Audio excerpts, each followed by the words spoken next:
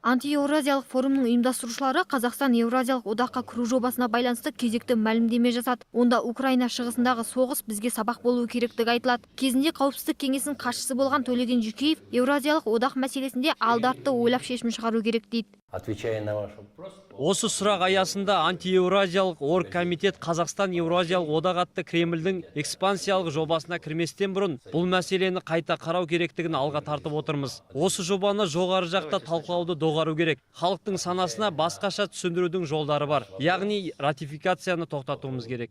Бұл мәселеде экономистер жағда жаңа одақтың түйімді тұстарына күдікпен қарайды. Нарық үлкен болғанмен Ресей және Беларусь өндірушілер мен біздің кәсіпкерлердің бәсекеге дайын еместігі айтады. Біріншіден, басында екі ой болды. Экономикалық одақ ол бізге 170 миллион адам алып келеді. Бірақ екінші ой бол, ол себебі Ресей Федерациясының компаниялары, ол біздің компаниялардың әлдесе үлкен болып келеді. Сол себепті Қазақстанның компаниялары бәсекелестікке шыдай алмайды. Естеріңізге сала кетейік, Еуразиялық экономикалық одақ 2015 жылдың 1 қаңтарында құрылуы тиіс. Оның құрамына 2012 жылдың 1 қаңтарынан бастап бірыңғай экономикалық әріптестік құрған Белоруссия, Ресей және Қазақстан енеді. Ақбота Мұсабекқызы, Сергей Шуйский, Қазақньюс, Алматы.